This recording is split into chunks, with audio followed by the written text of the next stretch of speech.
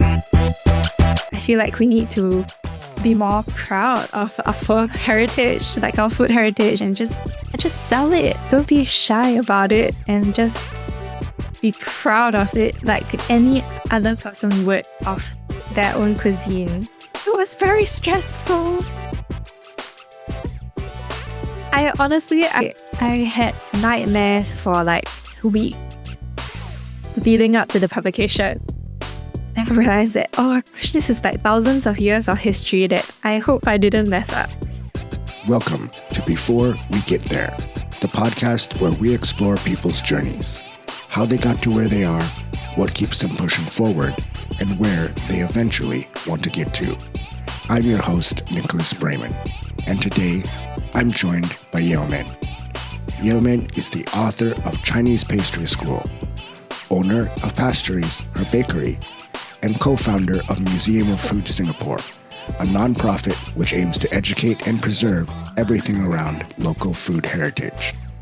We talk about her path to becoming interested in food while she was away for university, how she left her chosen field to go back to pastry school, the challenges of making heritage food businesses profitable, the process of writing her first book, and much more. Enjoy the show. It's great to see you. Happy to have you with us. So what I thought that we could start off by talking about is I don't really know much about Chinese pastries. So maybe you can share some of what is a Chinese pastry and how is it different from a Western pastry when you think of like a croissant or something? Yeah, I wrote a book about Chinese pastries, but in the very first chapter, I titled it, There's No Such Thing as Chinese Pastry. Yeah, for a good reason, because I think the word pastry comes from it comes from the Western world. And when you look at Chinese cuisine, there isn't a sort of category called pastry. So you have maybe the starch-based pastries or starch-based foods that you might call gui. And then there are the wheat-based ones. So you might say this is 面点, or you might be a chef that specializes in wheat-based foods. But that would range from anything that includes like noodles, like ramen, to maybe bao or like biscuits and like the baked pastries. Yeah, so the way food is eaten and categorized in China, like in the Chinese cuisine, is just very different. Chinese pastry is, I think, a recent term, something that I've chosen to look at in the category because I am a pastry chef. I come from like a usual, not a Chinese pastry school. I come from like a Singaporean pastry school, and the way that I was taught pastry was by techniques. So when I went to pastry school, what I realized was that, it's just many different items that in the modern world, we have come to define these as pastries. So, for example, yes, you mentioned croissant. Yes, I think a lot of people do think of that as pastry. But we also learn things like plated desserts, which are not a pastry in a sense, but they are made by a pastry chef. And then we have like ice cream, gelato, sorbets, all those that we are also taught in pastry school. So, what is Chinese pastry? Sorry, that was a very long answer. Chinese pastry is what I consider to be the equivalent. So where we have puff pastries, we have Chinese puff pastries as well. The guis, the things that we don't usually eat as full meals. Anything that involves a little bit of craft, something a little bit more creative. I want to say more colors than necessary. Some of these are items that we use for celebrations and for prayers. Basically, all the items that cut across all these categories. No, thank you for sharing. So is it that this term you coined yourself or other people are also using it?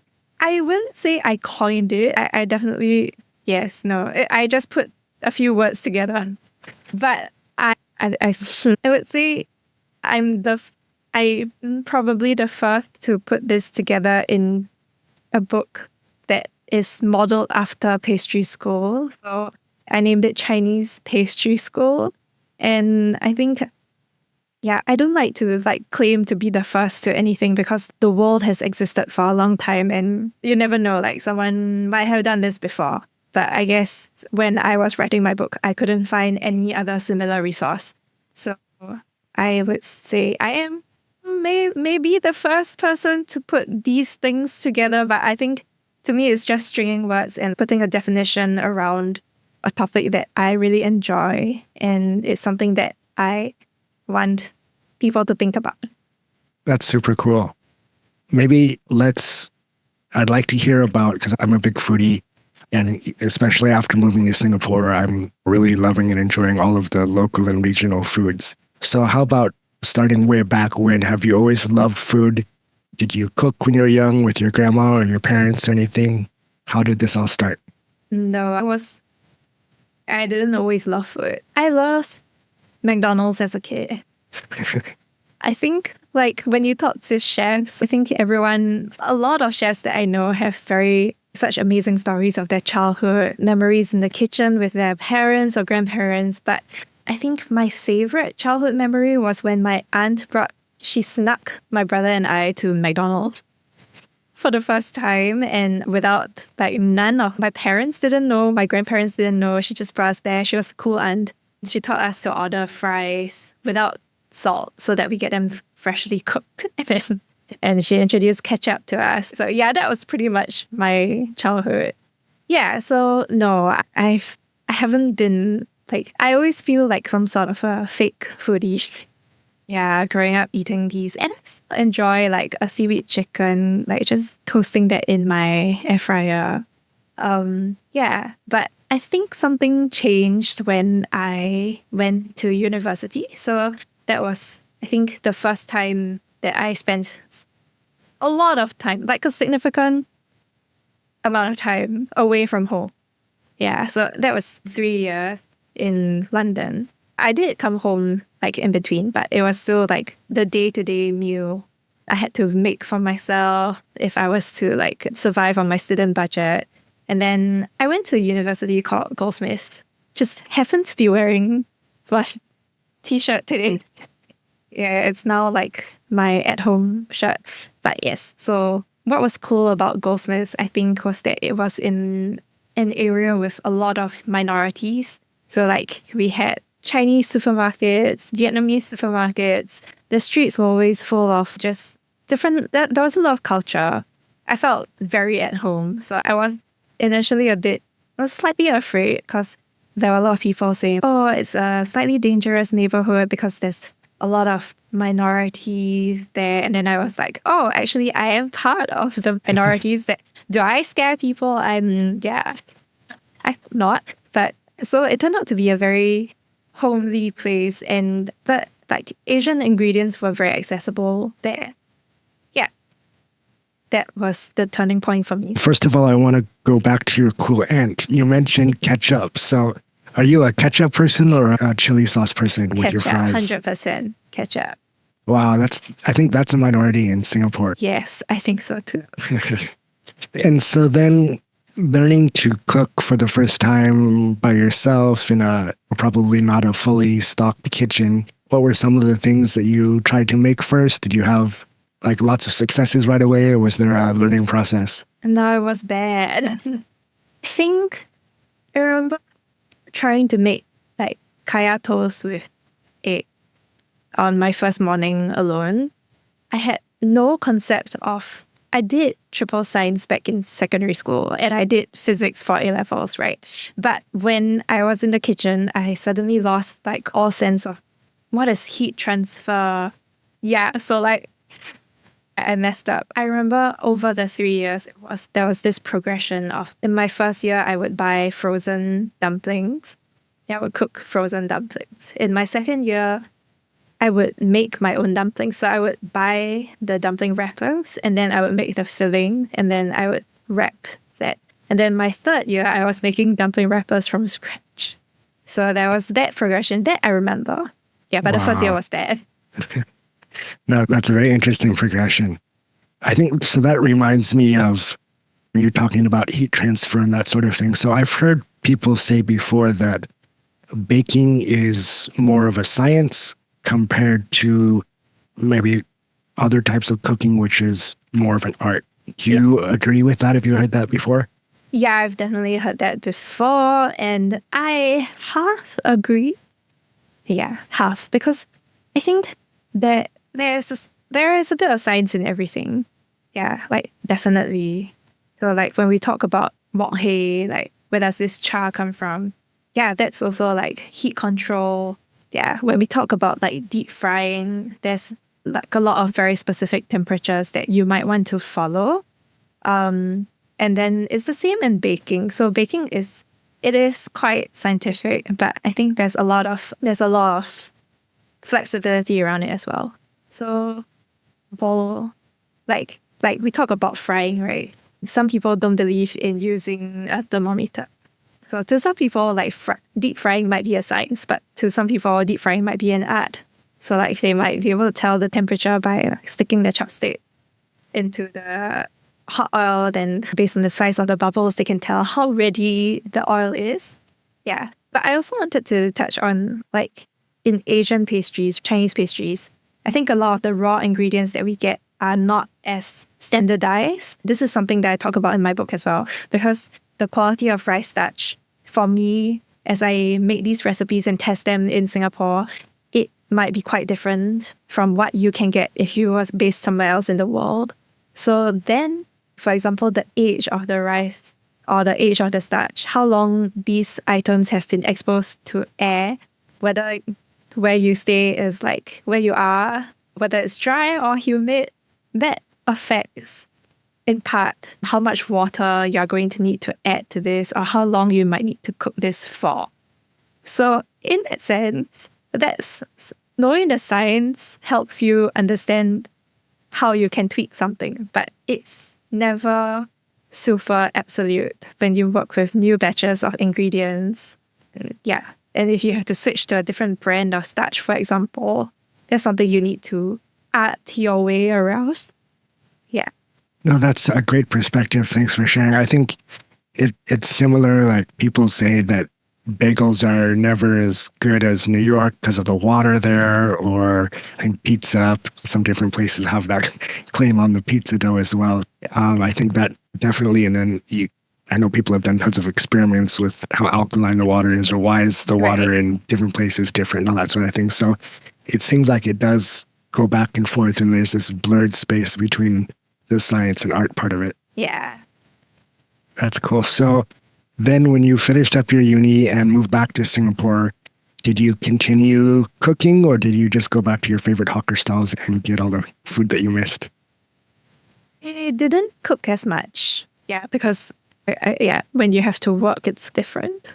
I think that's also why I went into baking. I went to pastry because as a student, you cook for survival, right?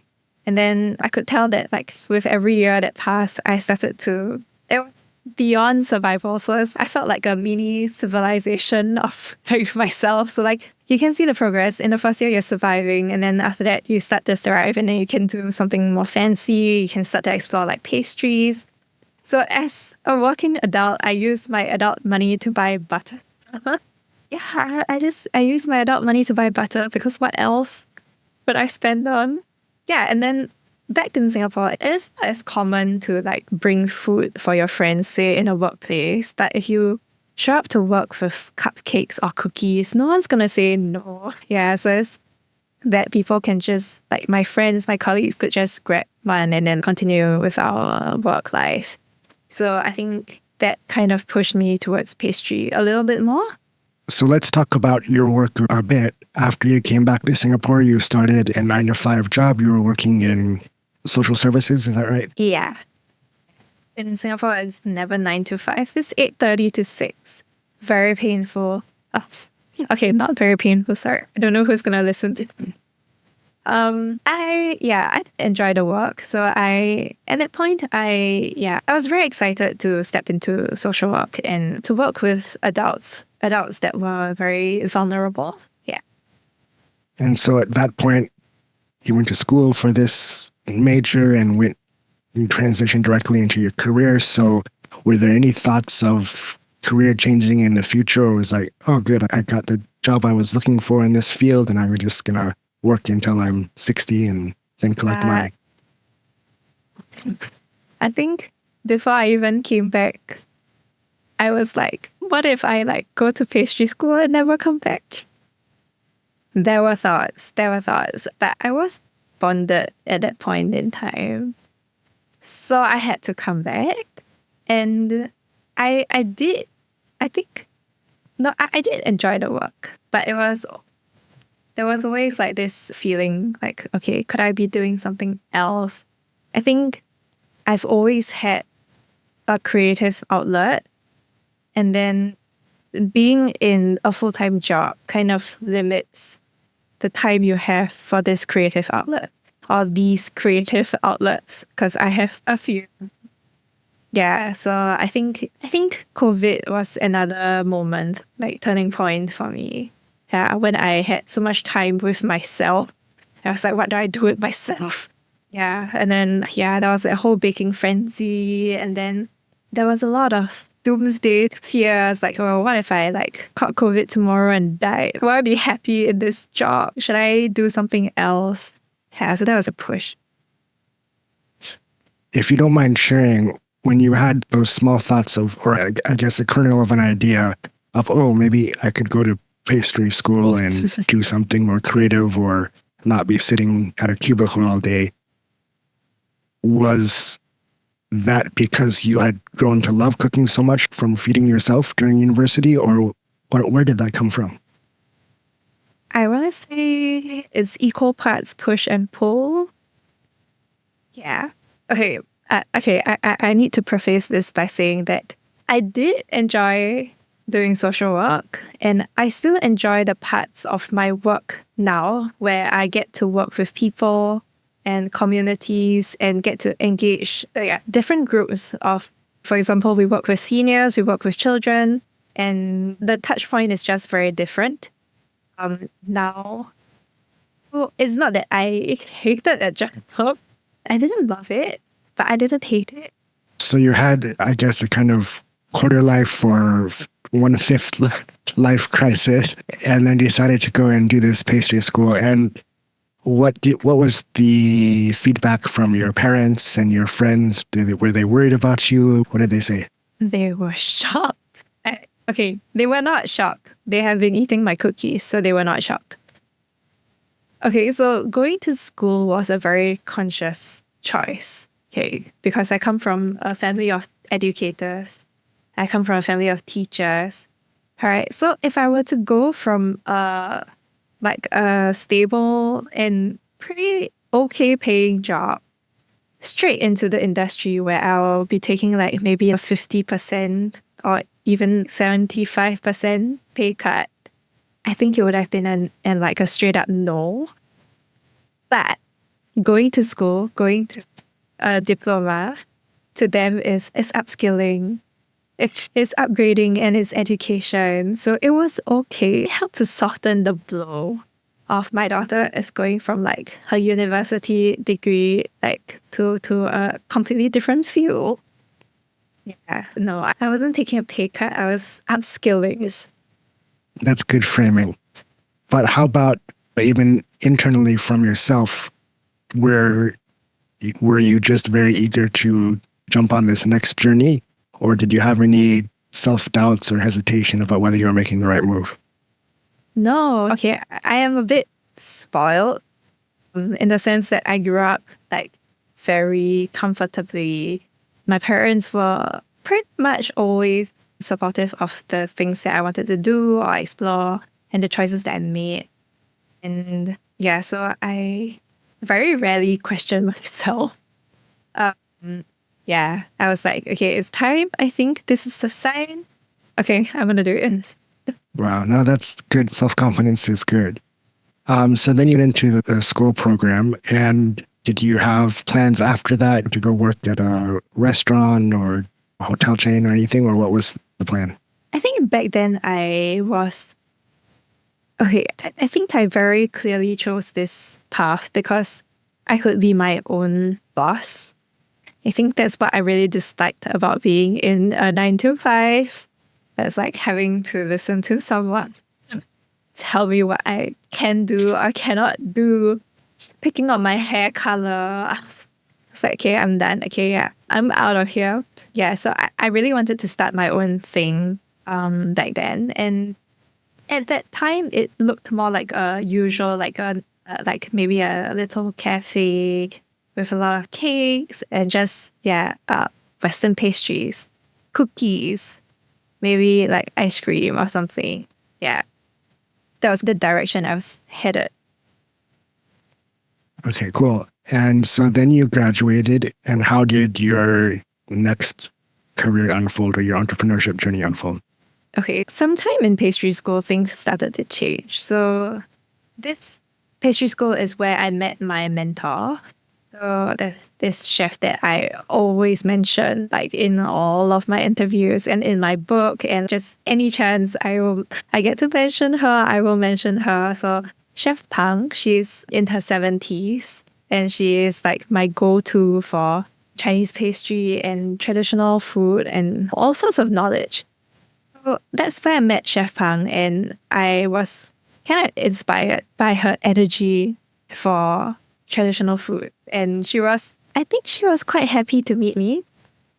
I want to say, yeah, because I think it's rare for a diploma student to show interest in traditional food, especially on the pastry side, because it's maybe just a short module on this. It's like it feels a little bit extra because what most of us signed up for was like the French techniques, learning how to make croissants and like the fancy things, right? So like we have 1 or 2 modules on maybe like curry puffs or mooncakes, and usually it's like I'll just have to sit through this to get my diploma sort of thing.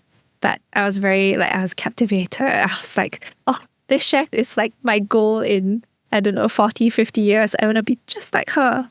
Yeah, that was Chef Pang. And then at the same time, there was a lot of news of traditional pastry shops closing down. Yeah, and the reason they all cite is that, oh, there's no one interested in continuing the work, or yes, the rising costs, but they all try to keep their pastries affordable. And even if they try to increase their prices, they face quite a bit of backlash. So when it gets to a point where it's not sustainable, they will close down. So that was at the time when I had to choose my second internship. Yeah. So I was like, okay, let me scrap my like Michelin star, whatever applications. I don't need a star. I need something better than a star. Yeah, I tried to apply for a few internships with the older pastry shops. But obviously, like in those kitchens, there's no concept of an internship. It's very much that generation of you want to learn my craft. You have to dedicate your whole life to me. You have to come here at 7 a.m. and you have to stay here until 9 p.m. every day. And you have to work for me for the rest of your life. What is a 6-month internship? To them, there's no concept. And that's when I realized, oh my God, like I need to do something about it. And to me, yes, like it was, I understand why those chefs keep their secrets, because it's their lifetime of work. It's something very precious to them. It's something that they've worked on for such a long time.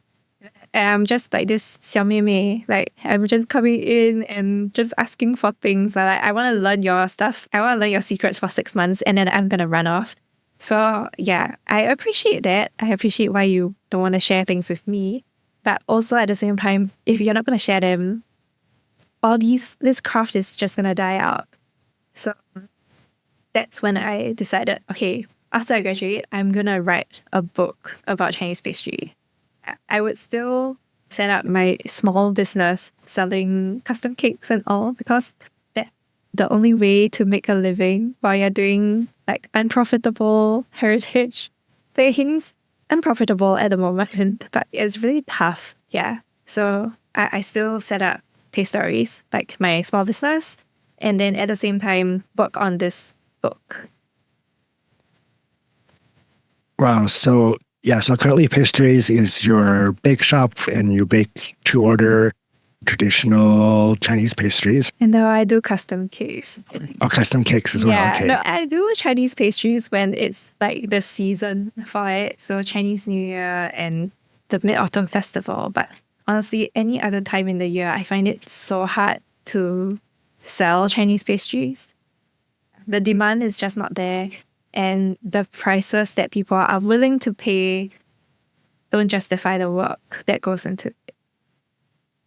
It sounds like a problem that a lot of the traditional food and hawkers have, right? If your fishbowl noodles goes up by 50 cents, you lose a lot of your business and people think it should be cheap food, but it requires a lot of work and labor and cost as well, just like anywhere else. Yeah, and I think to me it's a vicious cycle because if people are not willing to pay for example, pineapple tarts made from scratch, why would I I could very easily order a batch of pineapple jam from like a shop somewhere.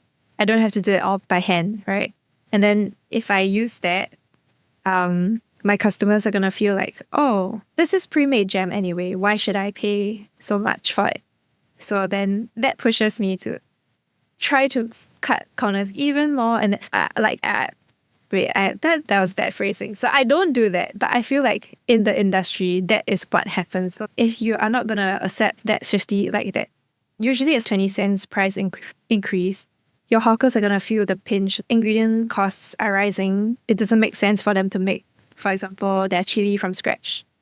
Then they might order like in bulk, and then you will feel like, oh, this is just not as nice. But if you're not willing to like bear part of the costs, it's quite impossible for these chefs to cover them all by themselves. And then at some point, it becomes the comparison between the standards of Western pastries and Asian pastries.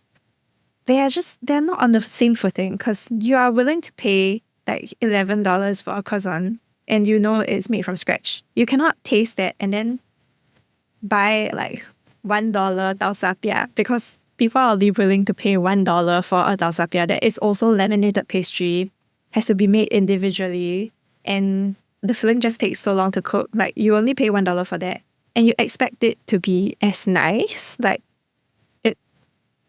you're not comparing things on equal footing. Like it's like comparing like lime with yuzu.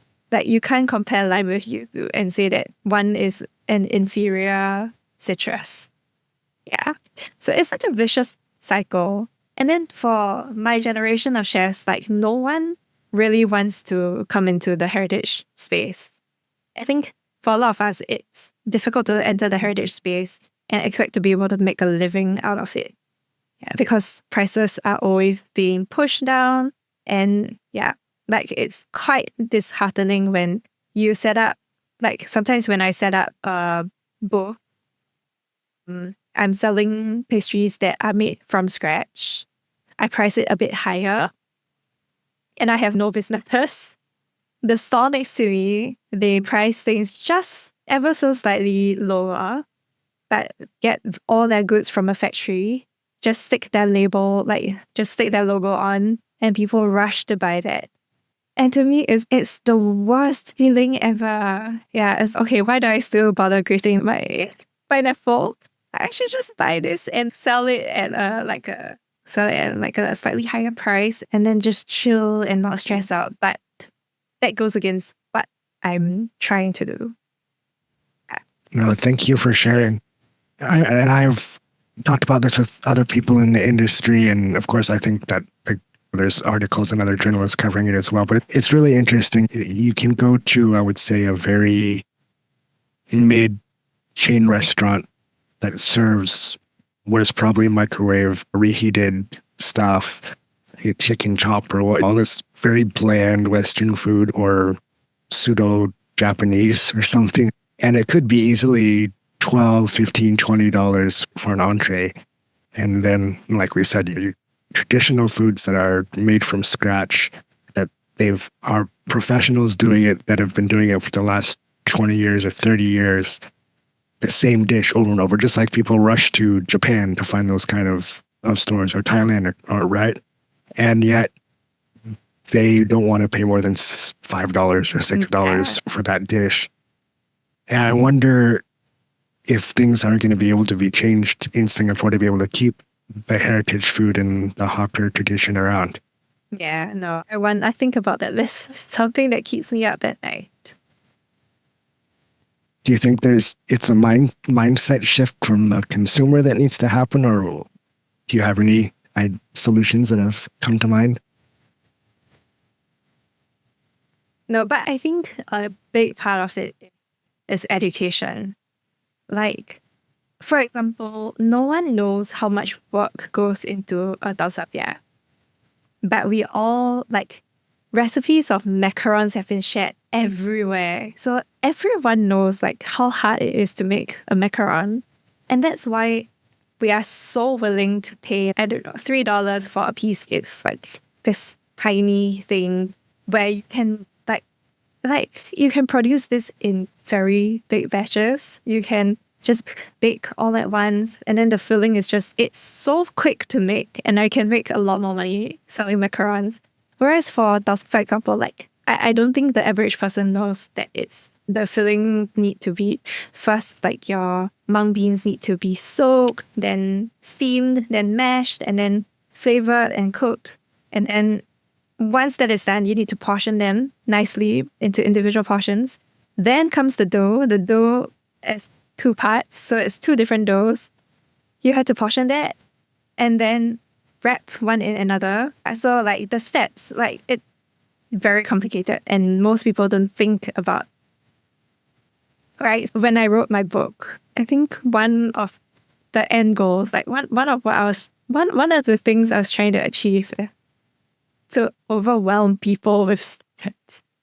Okay, I didn't intentionally do that, but once I wrote out all the steps, my publisher or my editor was like, "Are you sure about this? Like, can you cut that? Or can we make this sound like a little bit less overwhelming?" And I was like, "But it is just so overwhelming, and people need to understand it so that when they look at a recipe like this, they might go, yeah, I think I will pay more for this pastry."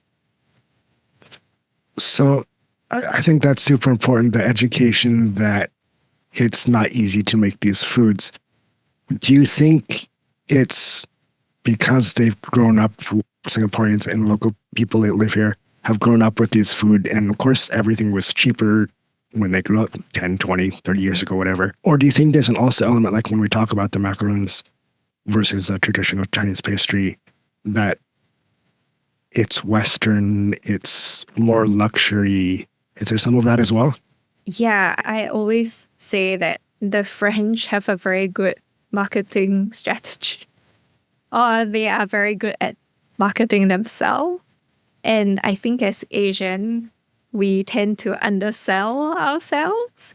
So even when you speak with the older generation of heritage chefs, I think they are unwilling to charge more. In some ways, it is nice. To them, it's, oh, I do this because I want to keep this food affordable. And that's the essence of hawker food to some of them, which is why they haven't moved out of hawker centers.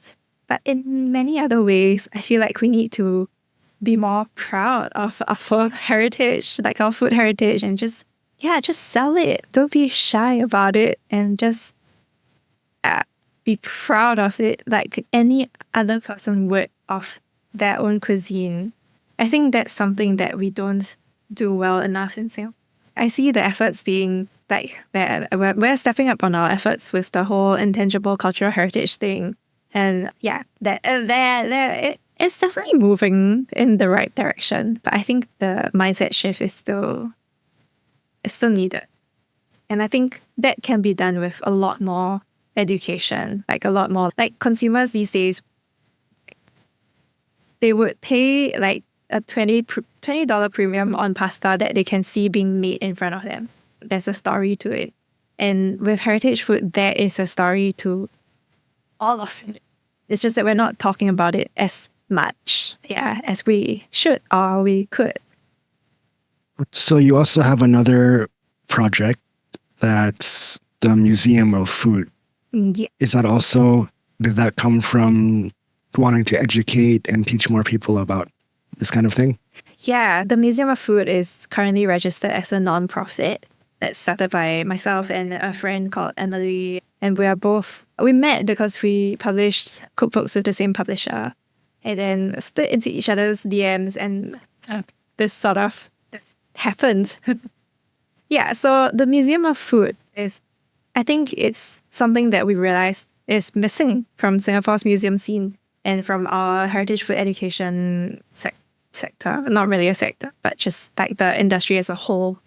There are definitely efforts by individuals and by heritage companies to put their story out there a little bit more. But I think as a whole, a lot of the story isn't being told. Yeah, so Singaporeans, right, we get very defensive when people kind of poke us about our food. So if Malaysians say, yeah, chicken wings is Malaysian, it's not Singaporean, we get so angry, but we also don't know what we're being angry about. Because there's no context. It's just something that we eat and we don't think about. It's not something that we, I guess, spend enough time thinking or talking about. Or I think last year there was something about national fruit of each country, and for Singapore it was durian. And all the Malaysians got angry and said that there isn't even like a durian plantation in Singapore. Where the Singaporeans grow their durians underground in the MRT station. And then we got so upset, but we also didn't know what we were getting upset over. Yeah. So I think it's moments like these when I realized that, yeah, I think we need to bring, our heritage food history and understanding to the core of many of our conversations. In the sense that, we need to know where we came from to know where we're going. It's very easy to muddle this local with what is regional. And oftentimes it's shared, we have a shared history with the region. So it is okay when we share claims over durian as national fruit. It's not something we really have to get upset over. Yeah, and at some point, Singapore was the world's biggest exporter of pineapples. It's just that we have moved on from those times. And yeah, it's just accepting that this is part of our story, part of our history, and it's something that we've moved on from, and that's okay. Durian can still be our national fruit. And so what has the response been from people that you work with and they learn about the history of everything from you? Yeah, I think the response has been quite encouraging, I want to say. Yeah, we were slightly worried that people wouldn't see the point of food museums. But as we bring out our collections and then different artifacts, and then we share with different communities. So, for example, children who only know of GrabFood or Food Panda, and then we show them, this is a hawker carrier. Last time the Grab uncle who was not a Grab uncle. Last time the hawker uncle would cook the food right at your house. He might be outside your house in the kampong, along your lorong, and then just cooking food down there, and then you just, it's not even a delivery from a shop. He cooks it right there. And that fascinates them. Food Panda? How is that possible? So I think it's been very encouraging, and we had quite a few with people with organizations that we didn't expect to have an interest in food history. That's really cool. I want to go back a bit to the process of publishing your book, because I think that you were taking on this project in a very kind of self-starter and a solo project kind of way. So what was that like? How did you even know what steps to take, how to do the photography and all that sort of thing? I didn't know what steps to take. I knew of people who had published cookbook, And then I just reached out. So one of them is Familiar Chia. So she wrote Wet Market to Table. At that point, it was Wet Market to Table. And then she later on published Plantasia. So I got to know Familiar because of her first book. And then I was like, oh, this is very cool. So I just dropped her a message. I was like, I'm thinking of writing this book. This is like the rough concept. I was like, do you think there's a point in making this a book instead of like other mediums? And like, how do I even get in touch with a publisher? Blah, blah, blah. And she was so nice. Because when you run your own thing, you don't have like seniors, you don't have colleagues to guide you. Like I didn't have a manager, so I have to manage myself. And so I think a very important part of the journey was identifying who these people are, these people that I need to look for and look up to, and to really ask for advice. And so then took a year and a half or 2 years, you finally get it done and published. What was it like holding the book in your hands for the first time? It was very stressful. I honestly had nightmares for like a week leading up to the publication, because I think like the research process is fun, writing is fun, putting everything together is fun. When you realize that this is going out there, it's going to hit the shelves, people are going to pick it up, people are going to pick on every detail, maybe, potentially. I realized that, oh my gosh, this is like thousands of years of history that I hope I didn't mess up. Yeah, the pressure's real. Yeah, so it was very stressful, but I think the response was great. I think most of the people that I didn't think would be interested in Chinese pastry or care about the craft, it turns out that no, these people actually exist. I was so happy to see so many of them just ask them questions. And I don't think many people have tried like the recipes in my book because it's complicated. But I think the parts where I include the context, the history, even the kitchen science, I think those parts have helped people sort of understand the craft better and appreciate it. And then they're like, okay, I'm just going to buy it. Just going to buy this outside. I'm just going to pay the uncle to make it for me. Wait, secret goal achieved. Awesome. So that pressure was there building before it came out. And then afterwards, did you have any negative comments or haters that you had to deal with or ignore?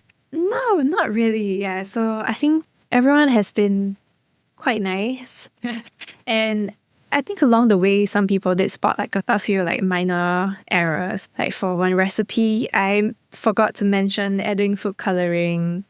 Yeah. So like people have pointed it out, but I also find it a little bit reassuring that these mistakes do happen. It's not uncommon for these mistakes to happen, and then it's quite minor. And in this day and age, people can just slide to my DMs and ask me like, at which point do I add food coloring? And then I just like, oh, I'm sorry. At this point, yeah. And so I think, yeah, a lot of the stress was like in my head. People are nicer than we imagine them to be. Yes. Yeah. Nicer, and probably nicer to us than we are to ourselves sometimes. Yes, definitely.